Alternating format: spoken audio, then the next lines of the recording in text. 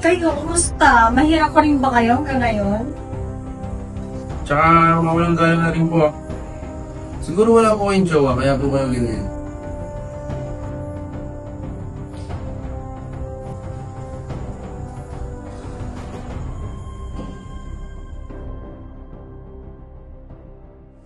Mabuti naman dinalaw mo ako.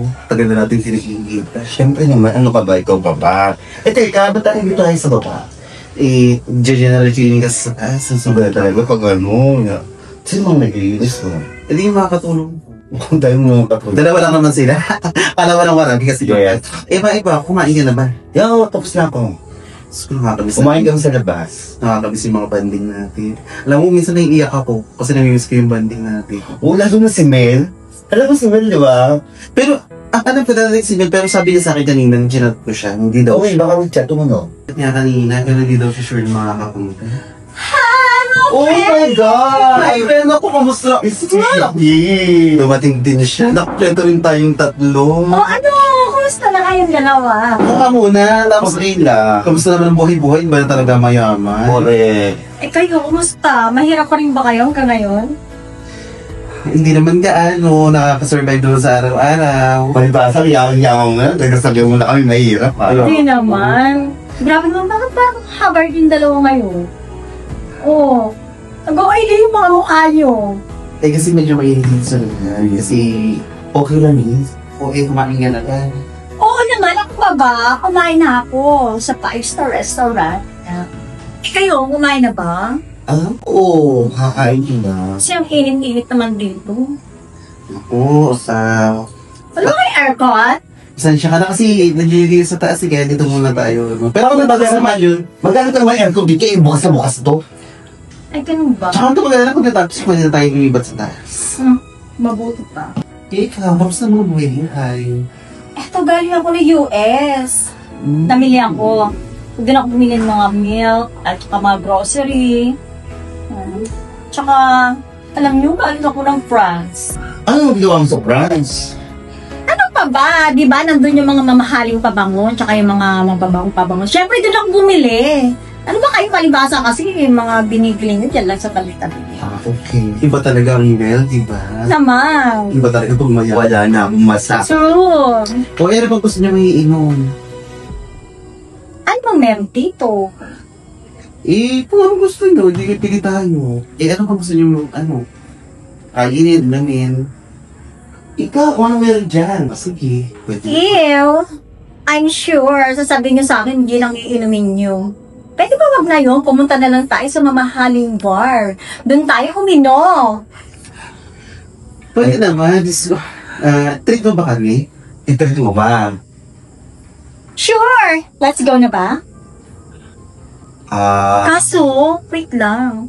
Kailangan ko magpalit ng damit kasi hindi mo pwede yung ganyan. Diba? Siguro sa susunod na lang. Dito na lang muna tayo. Order na lang tayo ng Bigla na napagod. Kaya Ako na umat. Order na lang tayo ng pagkain siguro. Well, bahala kayo. Ano, tol? Hey, tol. Mukhang may dala ka dyan, Ngay, ito, kabango. Sobrang regalo. Siguro, ma-appreciate niya to kasi love naman ako nun eh. Sa akin naman, damit. Siguro magugustuhan naman nila itong dala natin. Ano naman, ikaw pa ba? Tara, pre. Dala tayo. Ay, wait lang pala mga beshi. May pasalubong ako sa inyong dalawa. Kukunin ko lang sa kotse ko. Nako, sino na kayo na siya. Busy. Walang pagbabago si Will. Kung ano nung umalis siya, hanggang ngayon, ganun pa rin siya. Napakayabang. Oo nga, napansin ko din. Paano nga pala yan? Dadating yung mga jowa natin. Mamaya maibiyar na yun. Kaya nga Kasi hindi naman natin alam dadating siya. ano naman, hayaan mo siya. Pre. Ikaw din naman eh. Sweet mo kay Isra.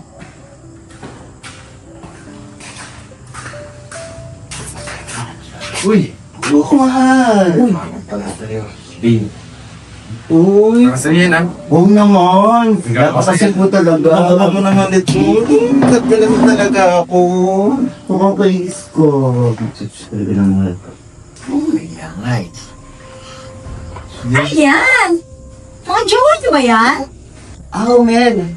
Boyfriend ko si Hyden. Hello po. Boyfriend ko si Daisy. Di ba banding natin to? Ikaw, ano sa trabaho mo?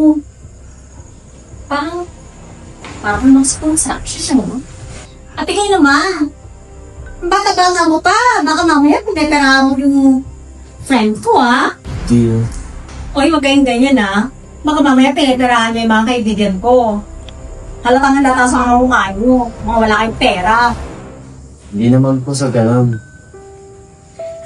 Ang mahalaga na natutulungan po nila ako, pero hindi naman sa piniperahan sila. Sa totoo nga meron akong maliit na negosyo, computer shop. Huwag niyo naman po kami tulad sa ibang lalakas. May trabaho din po ako. Technician po ako sa isang mall. Tsaka, yung sweldo ko, pinambili ko po ng regalo para sa kanya. Hindi po ganun yung iniisip niyo. Tungkol sa amin, no? Minamahal po namin sila dahil tinanggap po kami kung sino man kami at ano kami. Kaya mali po yung iniisip niyo. Tama po si JC. Mahal po namin sila. Tsaka, mawalang galang na rin po. Siguro wala po kayong jowa, kaya po kayo ganyan. Lungkot po yata siguro kayo. Ang totoong nagmamahal sa'yo. Oh. Salamat sa inyo. Makaw na.